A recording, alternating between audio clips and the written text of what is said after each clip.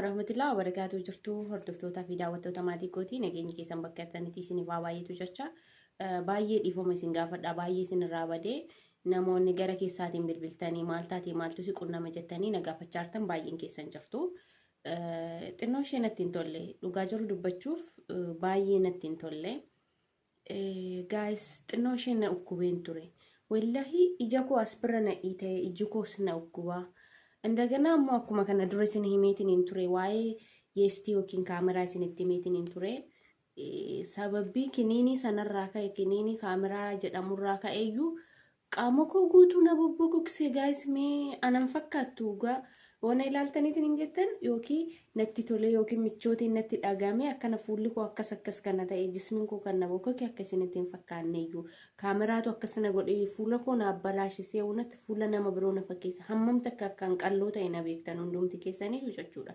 ካሜራን አከሰነ ጎዲ ፉለኮ መስታወቲ በፍለፊት ዳበዴውፍ ኢላሉ ይዩ ነማ ከምብራ ኡፍቲ ፈካዳ ዱጋረቢ ዱበቹ ጀቹዳ በቃ ነማ ብሮ ኡፍቲ ፈካዴ guys kana duralle isin meera safara kamera geessani akkam fayyadamne kameraan gaarii miti fuula keessan isin abbaalaashisa isin ballees mee video koo kana dura ilaalaati hammam fuulli koo akka qallaa ta'eef akkaan qalladhu mucatti qalloo akkamii akka ta'eef amma meena ilaalaati nin jedha isin fayyadu isin balleessa bakka isin fokkisaa yunu maayyuu jechaadha na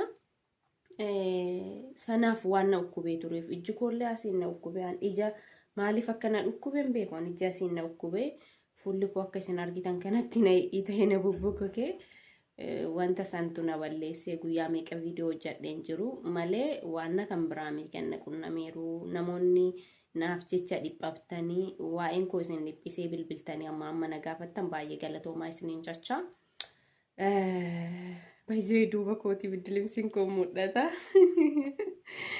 akkun qabuuf algaan koo as bira waan jirtuufi rafeen ka'aa jiraayyuu dhiifama isiniin jecha akkasuma kanan qabadhee dhufeetiin jedhee akkuma kana dura waadaa isiniif galee ture zeetii rifeensa dheeressu haala ittiin hojjettan isiniif garsiisaa yookiin isiniif hin hojjedhaa jedheen ture akkuma isiniin jedhee sana qabadheen dhufee jiraayyuu zeetii koo kan hojjedhellee isiniif garsiisaa hojjedhee lafaa qaba disti keessan jira guys maannaa wayyaa afaanummaan oromollee na rakkisaa afaan ittiin daladhee guddadhe disti keessan jira isa sana isinitti garsiisa akkam akka hojjedhellee isiniif garsiisa jechuudha qoyme distiin koo fagoo jirti zeetiin ani hojjedheeru kana fakkaata kun qoyame oh my gosh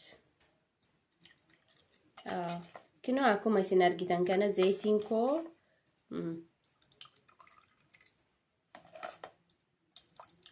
oh my gosh narrabu'e akka fuula koo irra rifeensa nayyaasne bicha sooftii meeti fuula koo irratti akka rifeensa nayyaasne qofa zeetiin koo kana fakkaata kun mootiyyuu kan ittiin dhimbiibbaa isaati kunoo dhimbiibbaa isaa akka kana fakkaatu kanaan dhimbiibaa maalirraa hojjattee jechuun keessan nafu dhugaa tokkodhaan kanaan isinitti garsiisu jechuudha isin fayyada waan isin hin fayyanne mootiyyuu ani qabeen dhufu dhugaa rabbii lawxii agartu kana gaafa jedhu rifeensa harruma itti dibdee waan boru guyyaa 2-3 keessatti torbee keessatti jijjiirama agartu miti amma namoonni baay'een torbaan keessatti jijjiirama agarta waan akkasii jedhanii haasawu suni soba isa sana fudhatina akkam ta'e rifeensi torbee keessatti jijjiiramni argama 6 keessatti jijjiirama agarta kanatti dibattu mootiyyuu torbee keessatti yeroo 3 dibatta saatii 2 ofirra tursiiste saatii 3 ofirra tursiiste akkasii mijatitti akkasii tamacha'itti kanatti ofirra tursiistu dibattee kaatee feestaala kee itti hiite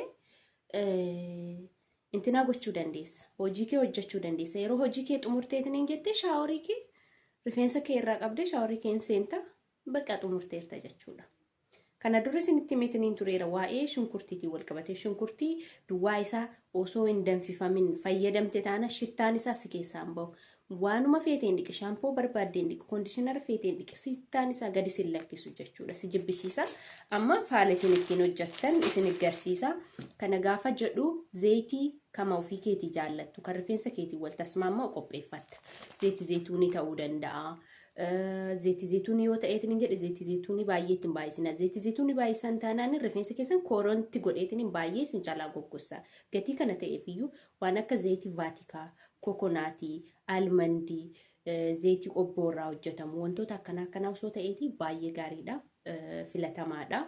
Hundumaa fi zayitii mana keessan keessa isin rifeensatti dibataaf itti fayyadamtan yookiin qibaatii rifeensatti dibataaf itti fayyadamtan zayitii boqqolloo illee yoo ta'e gaariidha. Zayitiin boqqolloo kan nyaataan bilcheessinu kana rifeensaaf baay'ee fayyada. Dhugaa rabbii baay'ee fayyada. Zayiticha keessaniin qopheessitanii zayitichatti aansitanii wanti isin fayyadamtan roozmeerii yookiin roozmarii yookaan sigaa maxxabashaa isa jedhamtu. Amma kun roozmeeriidha. Kunoo argaa jirtu. Namni hundiyyuu roozmarii ni beektu sigaa maxxabashaa isa fayyadamtu.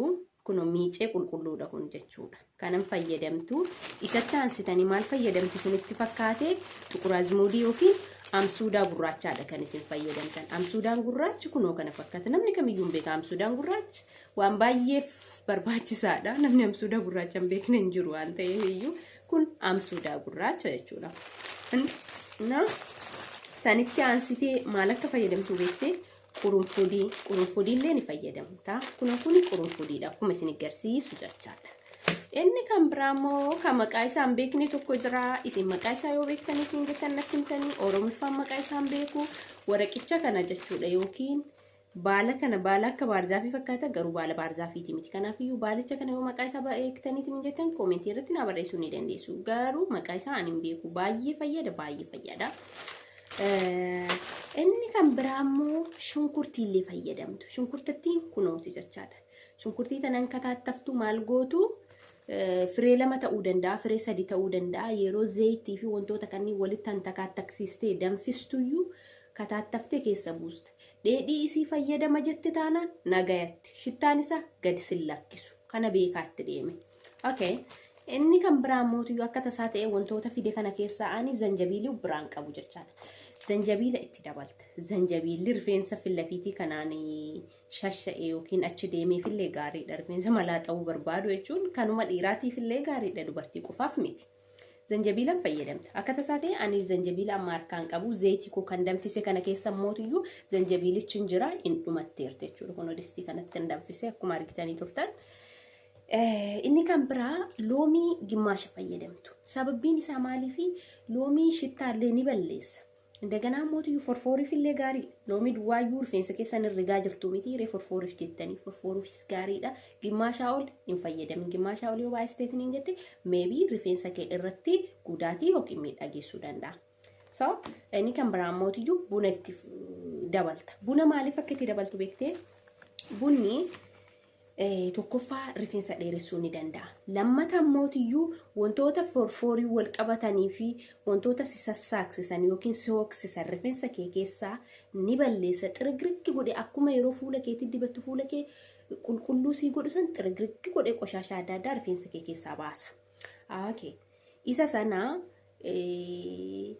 maankiyaa 2 takka itti dabaluu dandeetu. Maankiyaa guddaa jechuudha. Yoo barbaadan maankaa tokko bichallee bunni waddadee yoo kan jettan taate maankaa tokko itti dabaluu dandeessu. Ani kan itti dabaleeru maankaa 2 guddaa tokko ittiin dabaleetiin hin jedhee fakkeenyaaf inqulaalii takka yoo kan hojjettu taate shittaa isii balleessuudhaaf jecha haatalaa bunaa itti naqxa yookiin buna wanta ta'e tokkotti baxaabbaxxee itti naqxa. Shittaan inqulaalicha sana ni bada. Kanaafiyyuu shittaa balleessuufillee gaariidha. Kana gaafa isin jedhu shittaa shunkurtii, shittaa qurunfudii kana zayitaa wal qabateetiin waan foolii ta'e wayii waan dhahuu danda'uuf iyyuu kana balleessuudhaaf bunni barbaachisaadha. Wanti ani isin lakkaayeetiin hin jedhu waa meeqa isin lakkaaye hanga ammaatti waa 9. Isa kana tartiiba isaa akka hin dogoggorreef ammas irra deebi'ee isinitti hima. Tokkoffaa zayitii kee qopheessita. Lammaffaa tuquraazmuudii kee qopheessita. Sadaffaa qurunfudii qopheessita. Afraffaa waraqicha isin jedhe yookiin baala isin jedhe kana qopheessisa. Shanaffaa roozmeerii tasaasa'eera natti fakkaate garuu roozmeerii qopheessita. Jaaffaa shunkurtii qopheessita. Torbaffaa loomii qopheessita. 8ffaa zanjabiila qopheessita. 9ffaa maaliidha? Buna qopheessita jechuudha.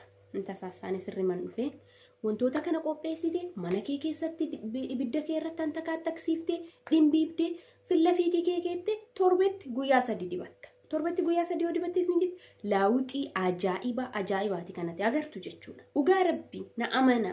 Akkuma isiniin jedhe kana na amanaati itti fayyadama. Laawuxii ajaa'ibaa agarta rifeensi keessi dheerata. Ani wanticha kana hanga fayyadamuu calqabeetiin hin jedhu waggaa 2 deemeera. Kana gaafa jedhu rifeensi koo durumaallee baay'ee qiciccaa fokkataa akkasii sanaa miti.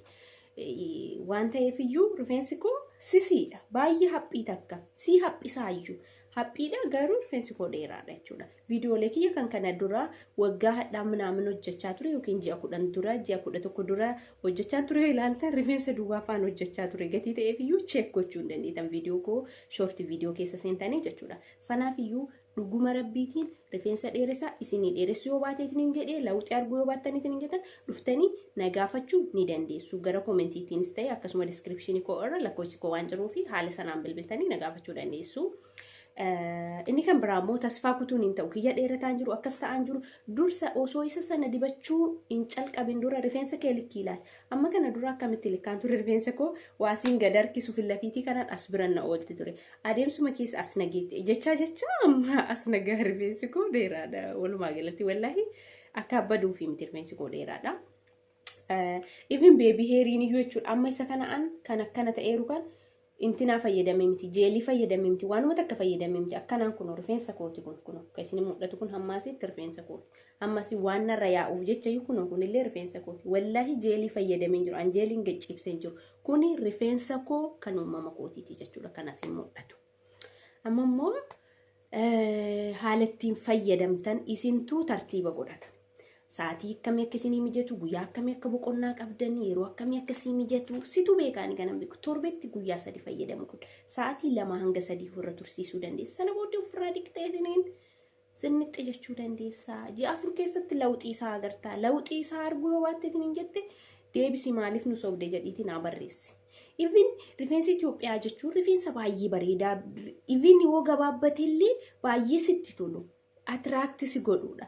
Naayijeeriyaan iyyuu warri rifeensi isaanii ilaala akka waan buqqee isaanii irra laxxafamee kunoo kana walitti danfisanii lawuxii argaara. Ani yeroo calqabaatiif kan irraa baradheetiin jedhe hindoota irraa baradhe. Hindoonni rifeensa isaanii human heerii kan jedhamu kan gurguran wantoota kana walitti danfisanii yeroo baay'ee kan dibatan. Of course dhugaadha. Rifeensi isaanii mootiyyuu dheeraadha uumamaan iyyuu laslaasaadha laafaadha. Akkuma jiru ta'ee garuu humnaa ol akka dheeratuuf wantoota kana walitti danfisanii kan isaan fayyadaman. Malee akka qallaalitti rifeensi human heerii biyya keenyatti gurguran kun kana tsatti dhufee miti jechaadha. Sanaaf yoo atillee fayyadamte keellee akkasumatti dheerachuu danda'a. Wanni dheerachuu dhogguuf tokkoyyuu hin jiru. Namni tokko fakkeenyaaf umrii isaa waggaa 18 yoo ga'e dheerinna isaanii dhaaba. Rifeensi even yoo dulloomte waggaa 70 geetteeyyuu 80 geetteeyyuu rifeensi dheerachuu hin dhaabu jechuudha. Kana waan ta'eef iyyuu itti fayyadamaa isin fayyada lawuxii gaarii argitu. Naayijeeriyaanuu kana fayyadamaara. Uummata Itoophiyaa kan rifeensa bareedaa kana dhiisi. Uummata Itoophiyaa jechuun waan hundi isaatuun bareeda. Dhugaa rabbi shamarran Itoophiyaa baay'ee bareeduun akka isiin jirtu akka Afrikaatti jechuudha. Afrikaa keessa namni akka Itoophiyaa bareedu hin jiru. Rifeensi jaraatu bareedaadha. Kana waan ta'eef iyyuu haala sanaan fayyadamuu ni dandeessanii. Har'ammoo sagaleen koo ni dhaga'ama hin dhaga'amu waan beekuun qabu. Sababbiin isaa maal akka ta'e beektu maayikiin koo illee na jalaa tabalaasheen ture wanta hedduu tokkoon ta'eeti kanan isin irraa badeetiin jedhe maayikiin koo hin hojjetu na jalaa tabalaashee. Indagana ammootiyyuu kana dura kaleellee dhengaddallee viidiyoo hojjechaan ture. Viidiyoo nan hojjedhu kaameraan koo seevin godhu. Viidiyoo dheeraa daqiiqaa 20 wayii waan akkasii hojjedheetiin jedhe kaameraan koo seevin godhu maayikiin koo hojjetu ijji koo na ukkubdi indagana fuulli koo sababbii kaameraa irraa kan ka'eetiin jedhe na hiite akkana ta'e dhugaa rabbi furdadhee akka isinitti hin fakkaanne natti tamacha'e yookiin natti tolee akka isinitti hin fakkaanne waanuma ta'e hin beeku laal nama biroo ofi fakkaadhe mastaawatii fi lafiitii dhaqee hodhaabbannu anaan miti Zuleekaa ofitti hin fakkaadhu bakka nama kan biraa ofi fakkaadhe hammam akka qalloo ta'es na beektu waan ta'eef iyyuu. Kanaaf beeksisa koo haala kanaan shamarran keenya itti fayyadamaati lawuxii argitan na dhugoomsa soba kaanii kan qibaatii amma faashina dhufee guyyaa 4 keessa dheeressite akkas gooti manaamin jedhan saantibii kee bilaasheetti hin baasin kijiba akkam godhee guyyaa 4 keessa rifeensi biqila akkam ta'ee guyyaa 4 keessa rifeensi biqiluu danda'a keemikaala hamatu waan kana keessa jira jechuudha. Kana gaafa jedhu fakkeenyaaf keemikaalota simiidhu takka yeroo tokkoon sakandii tokko keessa qaama kee godda'uu ka danda'u jira akkasuma kunillee sakandii meeqa keessatti guyyaa 4 keessatti biqilchuu kun keemikaala hamatu iyyuu keessa isaa jira. Kanaaf qaama kee irra gudaatii keessuu danda'a qibaatichi sun jechuudha. Kuni waan uumama waan tafaxiroo irraa kan hojjetamuu fi gudaatiin inni sirraan ga'ullee hin jiru. Wanni keemikaalli ati itti dabaltu tokko hin jiru. Kanaaf iyyuu haala salphaan akkanatti fayyadamu wayya. Maal goota saantibii baasteetiin isa bituu deemta. Kana yoo jedhu saantibii keessan qusachuu barbaade osoo hin taaneyyuu kan keemikaala irraa natsaa ta'e mana kee keessatti kan argamu. isa kana fayyadami waan keemikaalaan laaqame yeroo baay'een fayyadamini fayyaa kee irra miidhaa geessuu danda'a. Cinqillaatii kee irra rakkoo fiduu danda'a. Waan kana sa'aatii 2 sa'aatii 3 ofirra tursiifteetiin jedhu miidhaa sirra geessuu danda'a. Kanaaf cannaqamteetiin rifeensi kun dheeratu jetti tasfaa kutuuf hin deemini haala kanaan fayyadami sana booddee rifeensa bareedaa akka kooti qabaatta jechuudha. Dhugaa rabbiyaan yeroo tokko kophaa koo yoo taa'u miicee rifeensa koo filee akkas godhu akkas achi ufuma kiyya akkas godhee achi deebisuyyuu hammam takka akkana gammachiisu hammam takka akkanatti tolu. Boora fuummootiyyuu qibaatii gatiin qabneefiyyuu tiraasii koo achi diriirsee rafa. Kana jechuun haa galatoomu wantoonni akkatti walitti danfiseetiin fayyadame kun rifeensa koo dheeraa waan naa godheef jechuudha malee waan kan biraa miti. Inni kan biraa hindoonni waan kana barsiiste haa ulfaattu. Isin nagaatti turaa fayyaa ta'a akkaan isiniin jedhetti isteeppii tokko osoo hin dogoggorre haala kanaan fayyadama keemikaala tokkoyyuu akka itti hin daballe baay'ee sin jaalladha bakka artanii nageenyi keessan isiniif haa baay'atu.